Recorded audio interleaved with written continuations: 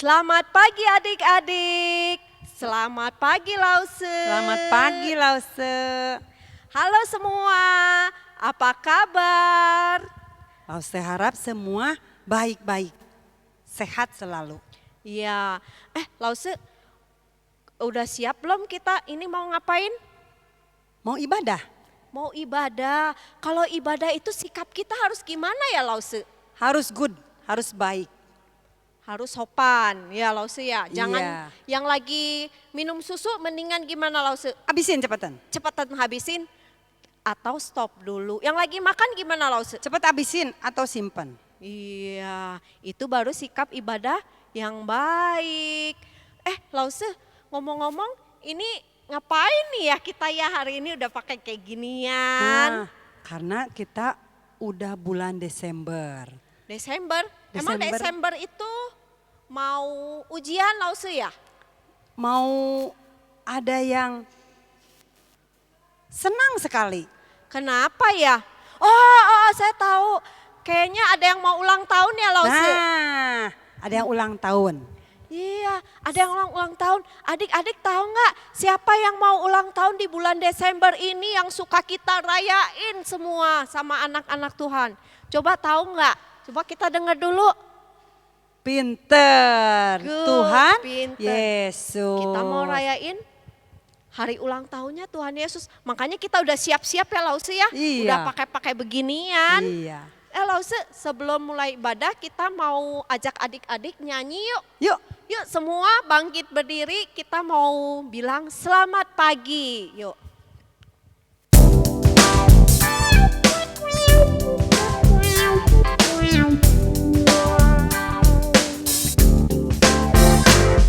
Selamat pagi Tuhan, tak lupa terima kasih.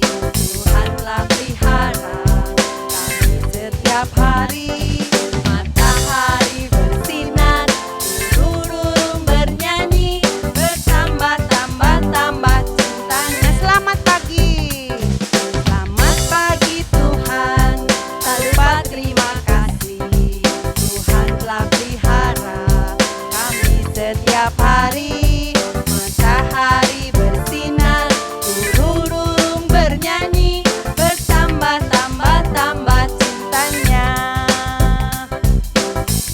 Adik-adik, kita harus mengucap syukur karena Tuhan sudah pelihara, bisa bertemu kembali untuk beribadah.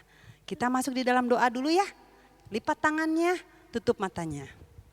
Tuhan Yesus yang baik, terima kasih kami boleh berkumpul kembali untuk beribadah.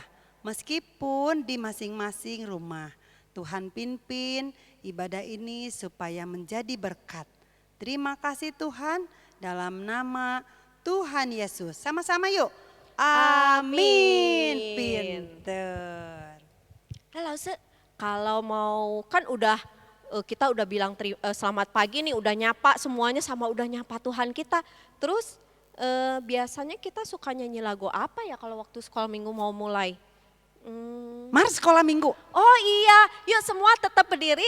Kita mau nyanyi lagu Mars sekolah minggu sambil pakai gerakan. Ya, yuk ikut yuk. Mars bareng. sekolah minggu. Ikut gerakan ya adik-adik ya. Jadi senang nanti.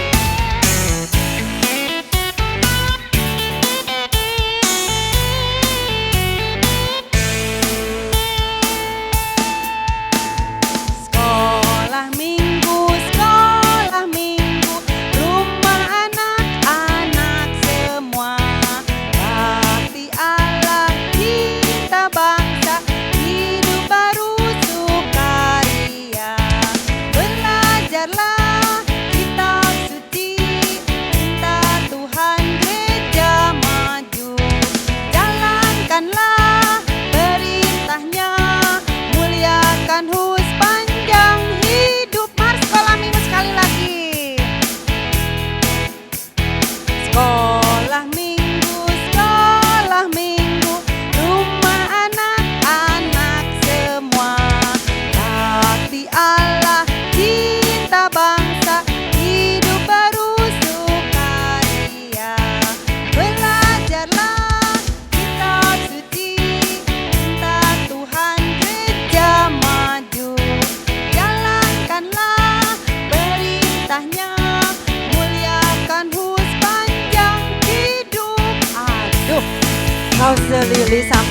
istirahat. Adik-adik capek nggak?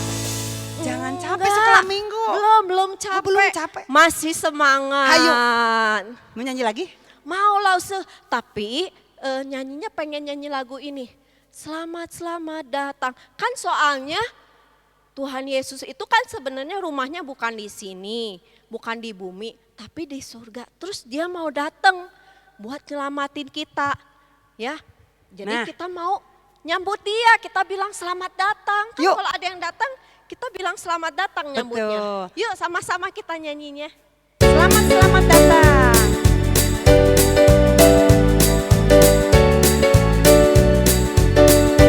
Yang keras suaranya. Selamat datang Yesus Tuhanku yang turun dari surga yang rumahmu. Selamat datangmu di dalam dunia. Tuhan jadi sama dengan manusia. Salam selamat datang. Selamat datang Yesus Tuhanku yang turun dari surga yang rumahmu. Selamat datangmu di dalam dunia. Tuhan jadi sama dengan manusia. Salam.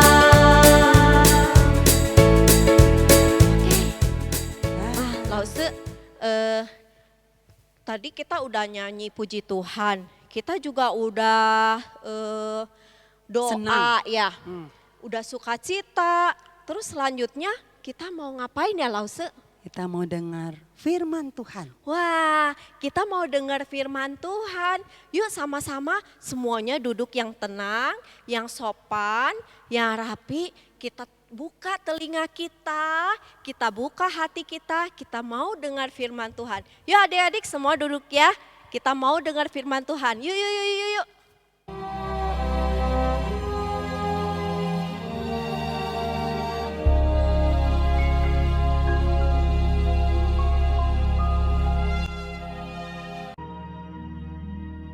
Pada zaman Herodes, Raja Yudea, adalah seorang imam yang bernama Zakaria, istrinya namanya Elisabet. Keduanya adalah benar di hadapan Allah dan hidup menurut segala perintah dan ketetapan Tuhan. Tetapi mereka tidak mempunyai anak sebab Elisabet mandul dan keduanya telah lanjut umurnya.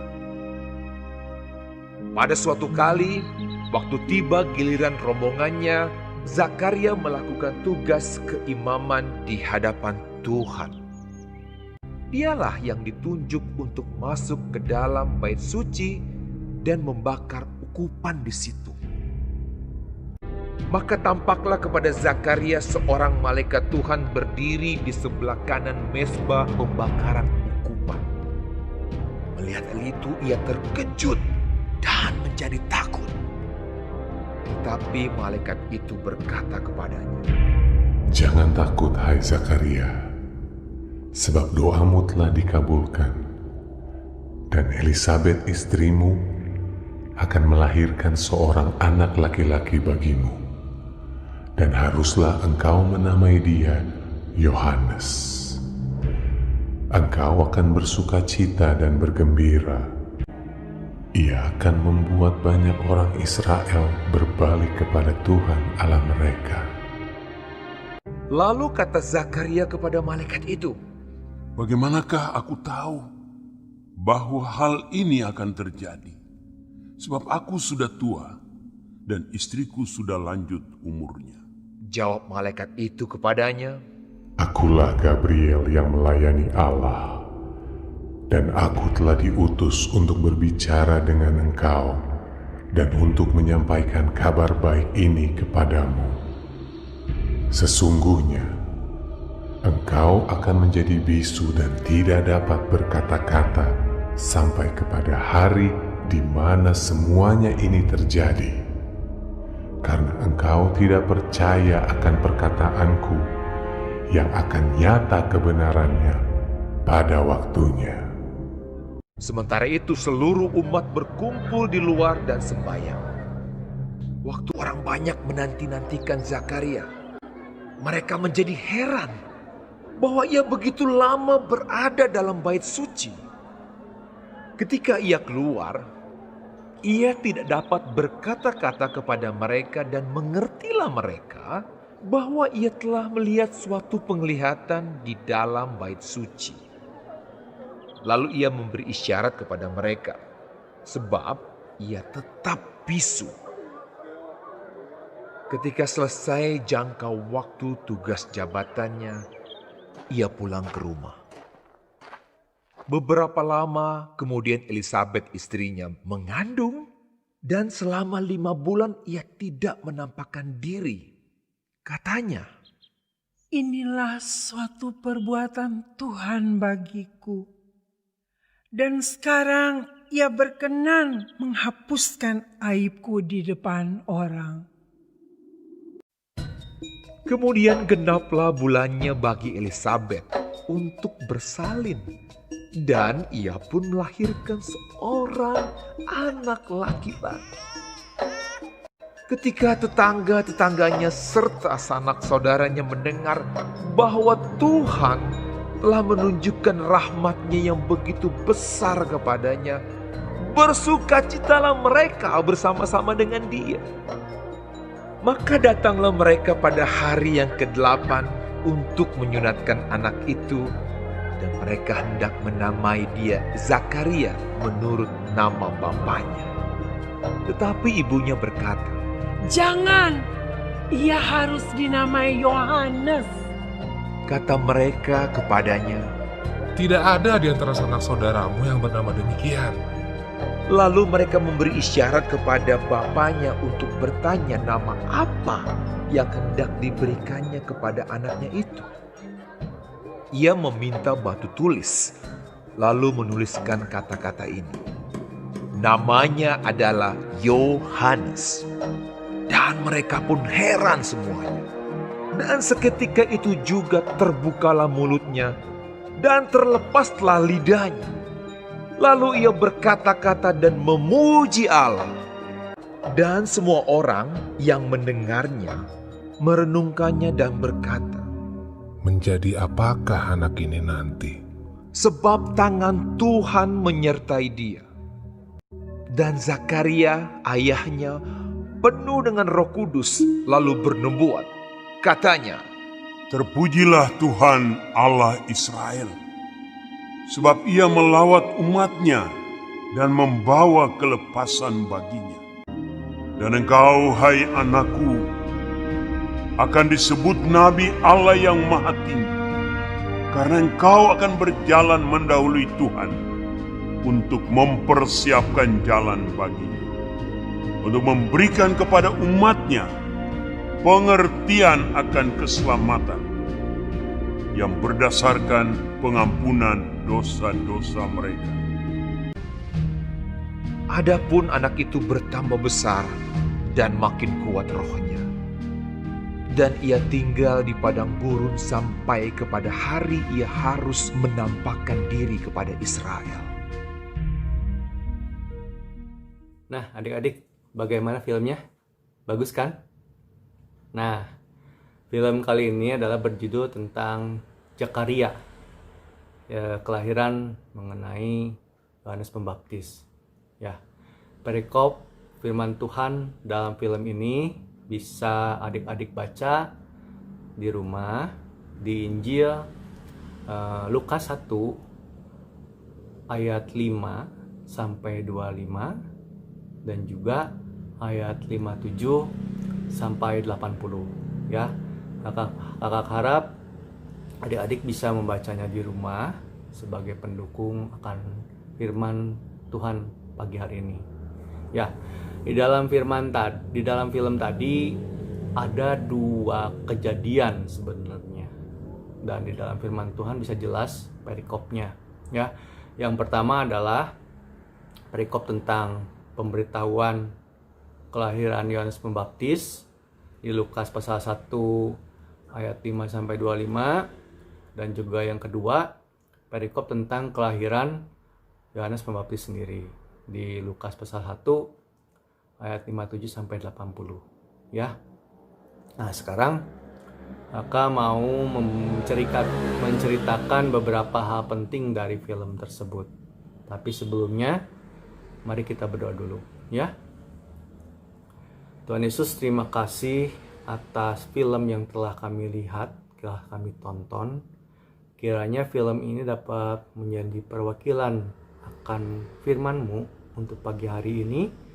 Pimpin juga kami, setiap kami, Allah Roh Kudus bekerja setiap diri kami, sehingga firman yang hamba sampaikan dapat dimengerti oleh anak sekolah minggu dan juga dapat kami aplikasikan dalam kehidupan kami sehari-hari. Terima kasih Tuhan, pimpin dari awal hingga akhir, dalam nama Tuhan Yesus hamba berdoa, amin. Ya adik-adik, kita mulai dari kedua tokoh yang dikatakan dalam film tadi adalah kedua orang tua dari Yohanes Pembaptis, yaitu Zakaria dan Elisabet ya. Zakaria itu ayahnya, Elisabet itu mamahnya. Ya, pertama adalah kedua orang ini adalah keturunan dari Harun. Adik-adik tahu kan Harun siapa? Harun adalah kakaknya Musa ya. Nah, pada zaman itu setiap keturunan Harun, keturunan laki-laki, dia pasti jadi imam. Nah, makanya Zakaria di sini jadi imam. Nah, waktu di zaman dulu, karena keturunan Harun bertambah banyak, jadi dibagi-bagi imamnya itu berdasarkan rombongan. Ada 24 rombongan. Nah, Zakaria itu termasuk rombongan dari Abia. Rombongan Abia dikatakan di ayat 5 tadi ya. Kalau adik-adik ingin baca lagi lebih dalam, bisa dibaca di 1 Tawarik pasal 24 ya. Di situ tentang rombongan-rombongan keturunan Harun yang menjadi imam. Ya, kakak tidak membicarakan di sini lebih dalam lagi.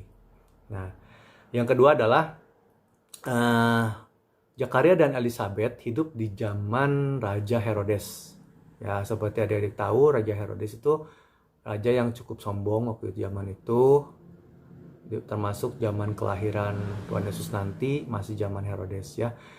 Herodes itu seorang raja yang tidak percaya pada Allah bangsa Israel ya. Nah, terus yang ketiga adalah adik-adik perlu tahu bahwa Zakaria itu sebagai pelayan Tuhan ya, sebagai imam dikatakan di sini. Nah, dikatakan di ayat 8 sampai 9 di Lukas pasal 1 tadi bahwa Zakaria mendapat giliran untuk tugas keimamannya, yaitu membakar ukupan di bait suci di dalam tempat kudus ya. Jadi diundi waktu itu. Caranya memang begitu.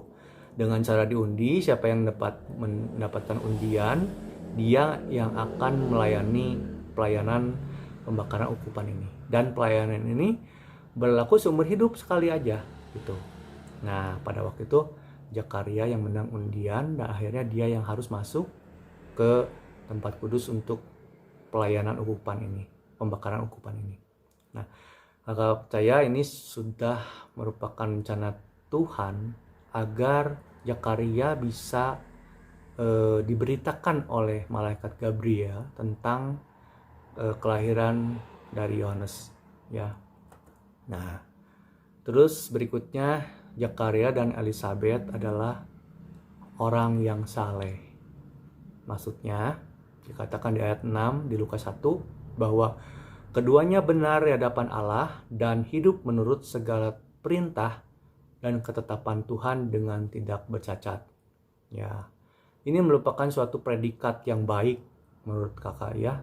Dan kata-kata predikat penilaian dari Allah sendiri ini hanya pernah disampaikan selain kepada Zakaria dan Elisabet adalah pertama kepada Nabi Nuh, terus kedua kepada Ayub, ketiga kepada Simeon. Ya, jadi kata-kata tersebut, predikat tersebut hanya pernah muncul di Alkitab kepada tokoh yang tadi kakak sebutkan. Kepada Maria sendiri pun yang sebagai ibu biologis atau yang melahirkan Tuhan Yesus ke dunia, tidak ada predikat tersebut. Tapi kepada Zakaria dan Elizabeth ada loh, adik-adik ya. Berarti menurut kakak suatu hal yang luar biasa mereka mendapat predikat tersebut. Tapi ada satu masalah di sini ya. Meskipun mereka di mata Tuhan begitu hebat menurut kakak ya, tapi ada satu hal yang menjadi masalah di dalam keluarga mereka. Adik-adik tahu apa? Nah, mereka tidak mempunyai anak. Ya, jadi waktu zaman Israel, di zaman Israel kalau ada pasangan suami istri yang sudah menikah tapi mereka tidak mempunyai anak, mereka itu bisa dicap sangat hina atau mempunyai suatu aib, dikatakan di Lukas 1 pasal 25. Nanti adik-adik bisa baca ya. Nah, kakak percaya mereka punya iman dan mereka terus selalu berdoa memohon kepada Tuhan untuk meminta anak. Cuma emang belum dikabulkan. Nah, pada pertemuan dengan malaikat Gabriel tersebut, malaikat Gabriel mengatakan bahwa doamu terkabul, bahwa Elizabeth akan mengandung dan nanti setelah dia akan mempunyai anak laki-laki dan dinamai Yohanes katanya. Nah, dalam hal ini seorang Zakaria yang beriman sebetulnya, cuma dengan kata-kata penyampaian karena muncul tiba-tiba malaikat dan saking kagetnya dia itu tidak percaya, adik-adik ya. Karena apa? Secara logika manusia, orang yang sudah tua, Zakaria dan Elizabeth itu sudah tua, sudah berumur, kemungkinan besar untuk punya anak itu tidak mustahil sekali gitu. Makanya dari situ Zakaria sedikit menertawakan pernyataan malaikat Gabriel ini gitu. Nah, dari situ karena Zakaria tidak percaya, akhirnya Tuhan menghukum Zakaria dengan cara menjadi bisu. Ya, kalian nanti baca. Nah, setelah itu kejadian itu cukup lama di dalam bait suci. Orang-orang yang menunggu di luar tuh cukup menjadi heran gitu, kenapa kok lama-lama di dalam. Tapi akhirnya keluar juga Zakaria dengan kondisi dia bisu, tidak bisa berkata apa-apa. Ya, orang yang melihat sangat aneh, tapi mereka mengira dan tahu bahwa kemungkinan Zakaria mendapat penglihatan di dalam. Ya, akhirnya Zakaria pulang ke rumah dan menceritakan semua kejadian tersebut kepada Elizabeth istrinya dengan cara karena tidak bisa berbicara ya, dengan tangan bagaimana menjelaskan bahwa dia ketemu dengan malaikat Gabriel dan mengatakan bahwa engkau Elizabeth akan mengandung seorang anak laki-laki katanya. Nah, akhirnya setelah beberapa lama kemudian benar Elizabeth mengandung ya. Tapi Elizabeth tidak pernah keluar rumah, dia menyendiri terus selama 5 bulan ya. Akhirnya dikatakan di ayat 25 dia mengatakan ini suatu aib katanya ya kepada Tuhan. Nah, itu tandanya bahwa zaman itu kalau tidak punya anak ya seakan-akan merupakan aib ya. Nah, setelah itu setelah 9 bulan mengandung, akhirnya tiba saatnya Elizabeth melahirkan anak ya. Dan benar sesuai dengan pernyataan atau pemberitaan dari malaikat Gabriel, Elizabeth mengandung dan melahirkan seorang anak laki-laki. Ya. Seperti biasanya di zaman Israel waktu itu setelah 8 hari kalau anak laki-laki itu harus disunat. Nah, tiba saatnya hari penyunatan dan saudara-saudara mereka dan tetangga-tetangga mereka bersukacita dan berdatangan ke rumah Elizabeth untuk merayakan acara penyunatan tersebut, dan mereka biasanya memberi nama gitu. Dan mereka mengajukan satu nama, yaitu Zakaria gitu ya. Tapi Elizabeth mengatakan bahwa anak ini bukan namanya Zakaria, tapi namanya Yohanes gitu. Nah, mereka itu semua merasa aneh. Kenapa aneh? Karena selama ini di dalam keluarga mereka kalau punya anak belum pernah ada yang diberi nama Yohanes gitu. Akhirnya mereka menanyakan ke bapaknya, yaitu Zakaria, siapakah nama anak ini harusnya. Zakaria dalam kondisi bisu, dia menjawab dengan cara menulis yang seperti tadi di film ya. Dia menulis adalah John atau Yohanes ya dalam bahasa Indonesia. Nah, akhirnya setelah itu Zakaria bisa berbicara kembali ya. Jadi Tuhan telah menyembuhkan Zakaria dan bisa berbicara dan akhirnya memuji Tuhan. Ya. Banyak orang di situ, saudara-saudara dan tetangga-tetangganya menjadi aneh dan takut mengenai kejadian ini. Nah, lambat laun diceritakan bahwa setelah berapa lama Yohanes tumbuh menjadi besar dan juga makin kuat rohnya. Terus dia tinggal lama di padang gurun sampai siap untuk menampakkan diri kepada bangsa Israel. Ya. Nah, adik-adik, sebenarnya kejadian atau kelahiran Yohanes ini terjadi sebelum kelahiran Tuhan Yesus ya. Karena kalau adik-adik baca di Lukas 1 pasal 26, jadi pemberitaan malaikat Gabriel kepada Maria dalam kondisi Elizabeth itu udah mengandung 6 bulan gitu. Jadi kira-kira kalau kita mau kalkulasikan beda umur antara Yesus dengan Yohanes sekitar 6 bulanan gitu ya. Nah terus Yohanes, kenapa Yohanes Pembaptis disiapkan Tuhan, atau kenapa Yohanes Pembaptis lahir terlebih dahulu? Karena emang tujuannya dia lahir ke dunia ini untuk mempersiapkan jalan atau pelayanan Tuhan Yesus di dunia ini. Jadi untuk menjadi pelayannya dalam memperkenalkan Tuhan Yesus ke bangsa Israel waktu zaman itu. Gitu ya, adik-adik. Makanya Yohanes Pembaptis lahir terlebih dahulu. Nah, sekarang kakak ingin jelaskan apa yang kita bisa dapat dari firman Tuhan tadi. Ya, yang pertama adalah kita sebagai orang Kristen yang sudah memperoleh jaminan keselamatan dari Yesus Kristus, ya, harus taat kepada perintah Tuhan dan hidup benar di hadapannya. Seperti halnya tadi Zakaria dan Elizabeth, ya, yang mendapat predikat baik di Tuhan gitu kan, dari Tuhan, itu hidup benar di mata Tuhan. Terus yang kedua adalah Tuhan selalu menjawab doa-doa kita, ya. Tapi jangan salah, sesuai dengan kehendak dan waktu Tuhan, ya, bukan sesuai dengan kehendak kita atau waktu yang kita inginkan, gitu. Percayalah bahwa doa-doa yang kita panjatkan kepada Tuhan akan Tuhan jawab, dan jawaban yang dari Tuhan itu adalah yang terbaik buat kita, ya.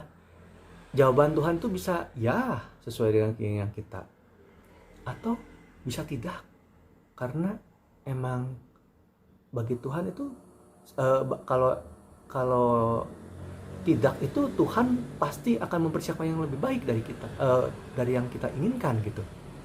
Atau kita suruh menunggu sesuai waktunya Tuhan. Nah, jawabannya bisa 3 itu ya, tapi Tuhan pasti jawab. Seperti halnya Zakaria dan Elizabeth itu yang sudah bertahun-tahun, puluh tahun lamanya menantikan seorang anak, akhirnya dijawab kan sama Tuhan.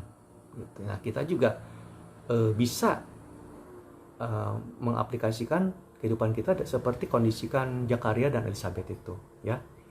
Tapi kalau emang Tuhan menghendaki, misalkan kita berdoa, ada yang berdoa ingin punya anak tapi Tuhan belum menjawab atau belum mengabulkan atau bahkan mungkin tidak mengabulkan, ya kita jangan kecewa.